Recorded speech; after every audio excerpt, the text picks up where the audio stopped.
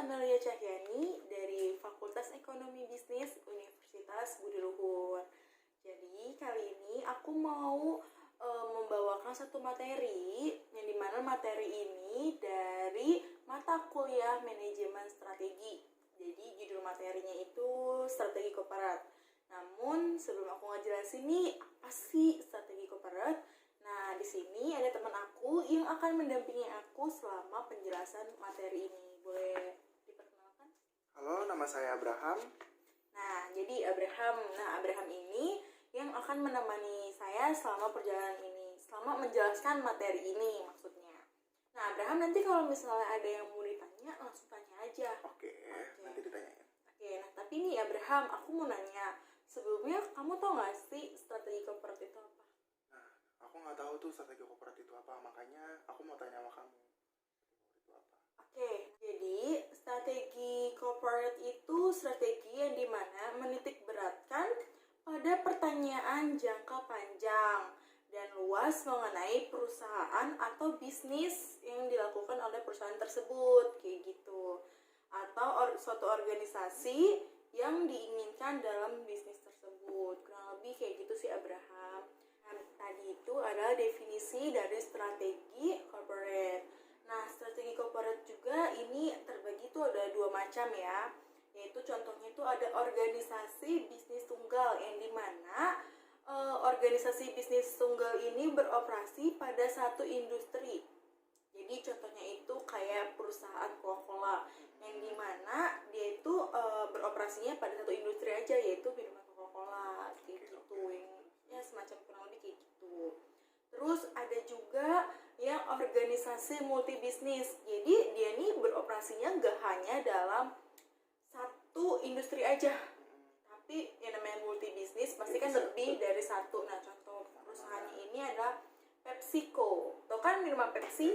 Nah, kurang lebih kayak gitu. Dan kalau di Indonesia sendiri mungkin kita bisa lihat kayak kalau organisasi multibisnis ini kayak Orang Tua Group kali ya.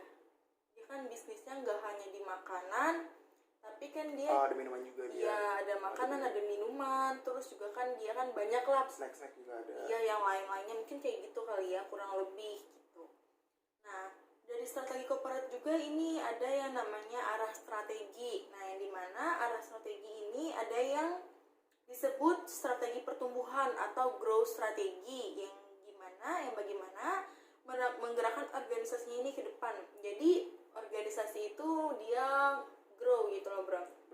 Iya, bertumbuh. Jadi tidak hanya stuck di situ-situ aja. Lalu ada juga strategi stabilitas. Jadi yang dimana organisasinya ini dia dijaga agar tetap stabil. Kan ada tuh yang mungkin tadi grow, dia akan meningkat terus. Nah, kalau stabil ini dia akan tetap stabil kayak gitu. Lalu ada juga strategi pembaruan atau renewal strategi, yang bagaimana membalikan kinerja organisasi yang cenderung menurun. Jadi kayak kalau misalnya kita udah tahu nih, organisasi kita udah mau sedikit menurun. Nah, bagaimana nih caranya kita membalikan keadaan supaya organisasi ini meningkat lagi? Kurang lebih kayak gitu Abraham. Seperti ada pembaruan ya dalam organisasi tersebut. Iya, jadi supaya nggak hanya stabil, nggak hanya naik aja, ya namanya organisasi kan pasti ada naik turunnya kayak gitu. Dari sini Abraham ada yang ingin tanyakan nggak? Enggak sih. Oke, aku lanjut ya. Nah, ada juga yang tadi kan strategi pertumbuhan, yang dimana strategi pertumbuhan ini adalah sasaran pertumbuhan dari suatu organisasi itu. Nah, bagi perusahaan ini biasanya tujuannya itu adalah meningkatkan omset, laba, atau kinerja yang lainnya. Kayak gitu. Lalu ada juga bagi organisasi nirlaba. Nah, kalau organisasi ini dia biasanya meningkatkan jumlah klien atau masyarakat yang dilayani. Contohnya kan kalau yang pertama yang tadi itu organisasi yang bergerak di bidang barang, menjual barang, seperti itu kan. Nah, kalau yang organisasi nirlaba ini dia organisasinya bergerak di bidang jasa. Contohnya itu apa? Contohnya ini biasanya kayak ini loh, perusahaan asuransi. Kayak gitu. Contohnya ini kayak semacam perusahaan asuransi. Kan kalau perusahaan asuransi kan dia tujuannya atau goalnya sendiri itu memperbanyak klien, bener nggak sih? Iya, berarti Nah, sebagai jasa. kayak gitu. Ini semacam masyarakat yang dilayani oleh perusahaan tersebut, yang dimana perluasan cakupannya juga geografis atau peningkatan program yang ditawarkan. Jadi kurang lebih semacam perusahaan. Asuransi. Iya, betul. Lalu strategi pertumbuhan ada juga yang disebut sebagai alternatif strategi. Nah, di sini yang pertama ada strategi pertumbuhan yang disebut strategi konsentrasi. Nah, kan tadi kan alternatif strategi itu terbagi menjadi beberapa macam. Yang pertama itu strategi konsentrasi.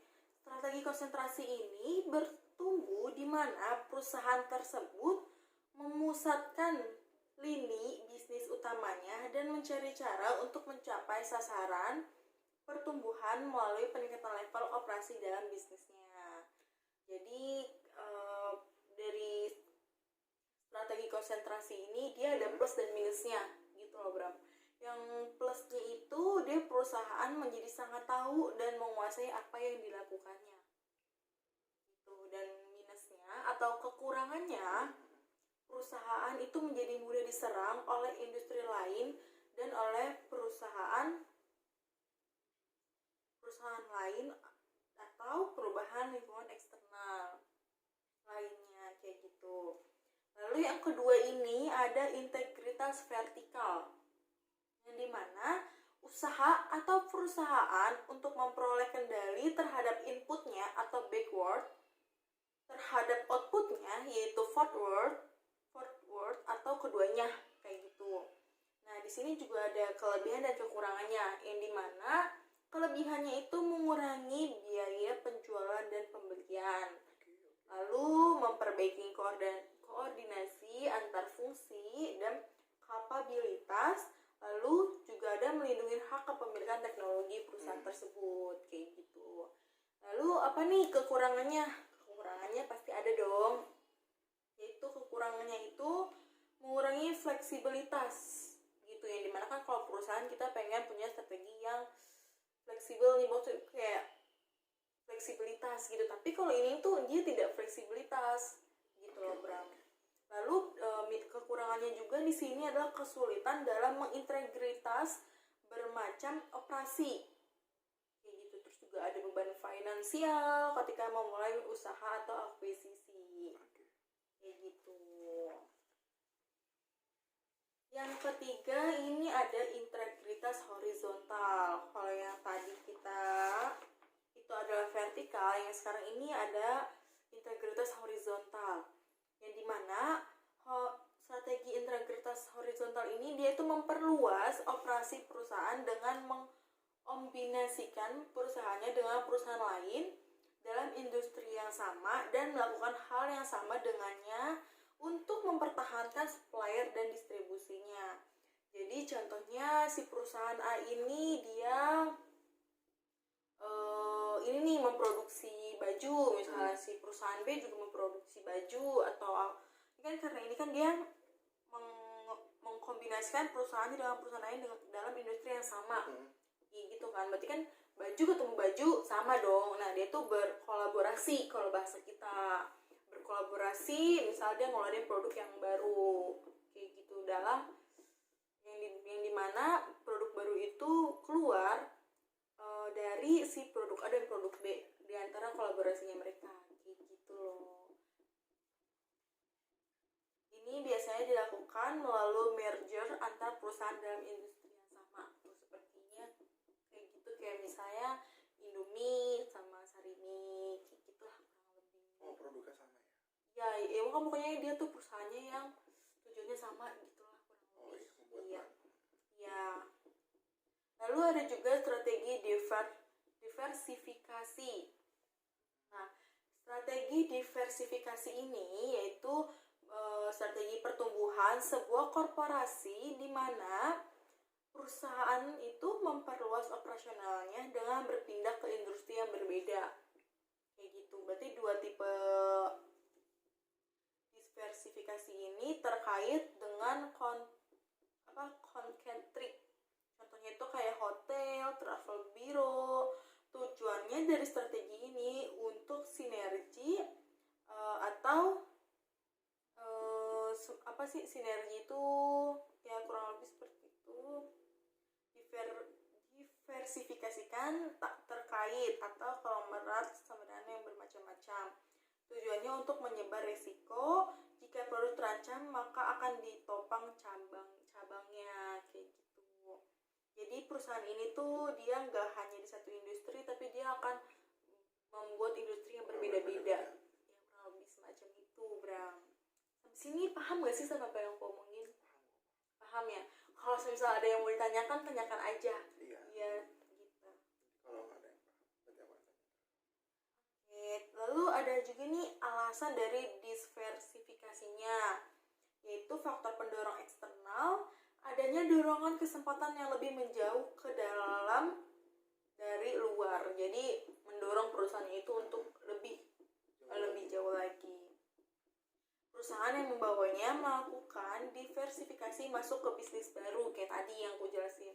Ketika dia udah mulai bisnis A, maka karena perusahaan itu ingin menjangkau lebih jauh, ingin membuat industri yang berbeda, maka dia akan mencoba dengan bisnis B. Gitu.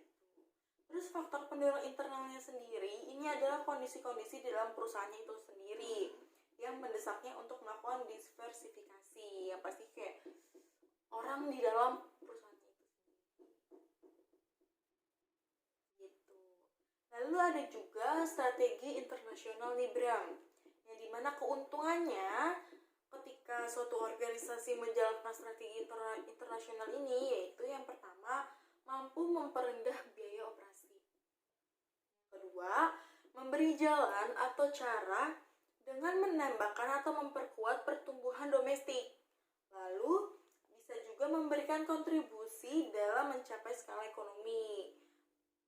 Terus juga menjadi pesaing yang lebih kuat secara domestik maupun internasional. Kayak contohnya perusahaan A ini dia cuma hanya di nasional aja nih, di Indonesia aja. Dan perusahaan B dia impor barang, maka kan ke luar kan, impor ekspor barang. Maka dari itu yang otomatis perusahaan B lebih oke kan dibanding perusahaannya itu sendiri. Nah, dibalik keuntungan atau kelebihannya dari strategi internasional sendiri, ini ada juga kerugian atau kelemahannya nih, Bram.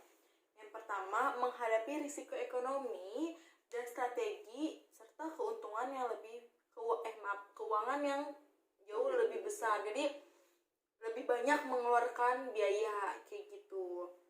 Lalu yang kedua, ini ada proses pengelolaan secara strategi menjadi penuh tantangan dan lebih kompleks kayak gitu. Lalu ada juga yang menemukan kesamaannya nih di pasar maupun kapabilitas menjadi lebih sulit kayak gitu. Lalu yang terakhir, untuk memperoleh dan mengeksploitasi keuntungan adalah tidak mudah ataupun tidak otomatis kayak gitu. Yang tadi itu adalah keuntungan dan kelebihan dari strategi internasional. Nah, di sini aku juga akan menjelaskan strategi pertumbuhan. Nah, strategi pertumbuhan ini ada yang disebut namanya dengan implementasi, yang dimana mergernya transaksi yang sah di mana dua atau lebih perusahaan menggabungkan operasionalnya melalui bursa saham. Namun hanya tinggal satu entitas perusahaan yang masih ada. Kalau akuisisinya yaitu pembelian secara sekaligus suatu perusahaan oleh perusahaan lain gitu. Jadi semacam kayak pertukaran distributor. Lalu ini juga strategi stabilitas dapat diterapkan dalam berbagai macam situasi nih, Bram. Yang pertama ini industri berada pada fase pergolakan dengan beberapa industri kunci dan tekanan dari luar yang secara drastis berubah menyebabkan situasi masa depan menjadi sangat tidak dapat diprediksi. Kayak gitu. Yang kedua, ketika tidak adanya peluang pada industri atau hanya terdapat sedikit peluang pertumbuhan pada industri tersebut. Lalu yang ketiga juga ketika organisasi berada dalam tahap awal pertumbuhan, jadi kayak semacam perusahaan tersebut baru mulai nih bisnis kayak gitu, atau misalnya perusahaan itu baru membuka bisnisnya gitu atau membuka perusahaannya. Nah, yang keempat ini digunakan oleh organisasi besar pada tahap maturity dalam industri life cycle. Lalu ini juga ada yang disebut strategi stabilitas. Nah, strategi stabilitas ini merupakan strategi jangka pendek karena itu sebaiknya strategi ini tidak digunakan organisasi dalam jangka waktu yang lama. Ada yang mau tanyakan nggak dari ini? Enggak sih. Lanjut ya. Strategi stabilitas memberikan organisasi waktu istirahat dan mempersiapkan diri kembali untuk menghadapi pesaing ke depannya. Di sini juga ada strategi pembaruan. Ada 2 tipe strategi pembaruan nih, Bram. Boleh disebutin itu apa? Yang pertama ini ada pengurangan atau retrenchment, strategi jangka pendek yang didesain untuk mengatasi kelemahan organisasi yang mengakibatkan penurunan kinerja organisasinya. Jadi ini semacam masalah internalnya gitu loh, Bro. Lalu ada juga perubahan haluan atau turnaround, yang dimana strategi ini didesain untuk situasi ketika kinerja organisasi semakin memburuk, namun suatu strategi yang sudah membesar juga semakin memburuk. Nah, maka dari itu perusahaan ini perlu disehatkan kembali. Kayak gitu. Biasanya likuiditas, pengurangan tenaga kerja yang dikurangi karena membebanin. Terus juga ada divestasi, yang dimana divestasi ini akan merubah kepemilikannya. Jadi perusahaan yang sudah memburuk ini kita ubah gitu loh, Bang. Kita ubah nih, mungkin ada yang salah nih, mungkin susunannya, kepalanya haruskah kita ubah, tidak bisa memimpin atau bagaimana, itulah struktur organisasinya kurang lebih.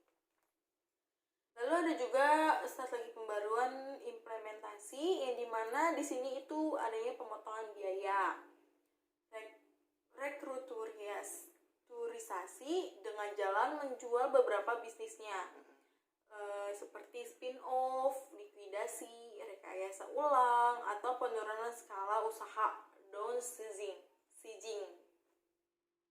Lalu di terakhir materi ini ada yang disebut strategi corporate BUMN nih, Bram.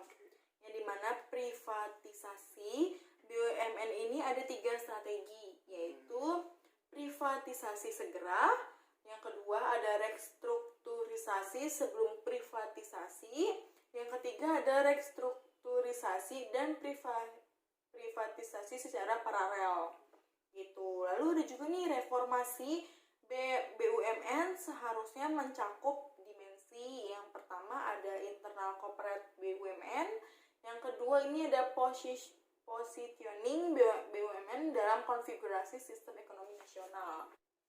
Nah, segitu aja nih, Bram, materi yang bisa aku jelasin tentang strategi corporate. Nah, sebelumnya kamu ada yang mau ditanyakan nggak? Atau mungkin menurut kamu dari strategi atau materi yang aku jelasin ini ada yang kurang paham nih? Enggak sih, yang kamu jelasin tadi sih udah detail. Aku juga udah paham, jadi nggak ada pertanyaan yang harus aku ajukan untuk kamu gitu. Jadi udah oke ya? Oke. Oke, jadi segitu aja nih penjelasan dari aku tentang strategi corporate. Kurang lebihnya mohon maaf. Sebelumnya terima kasih banyak. Bye-bye.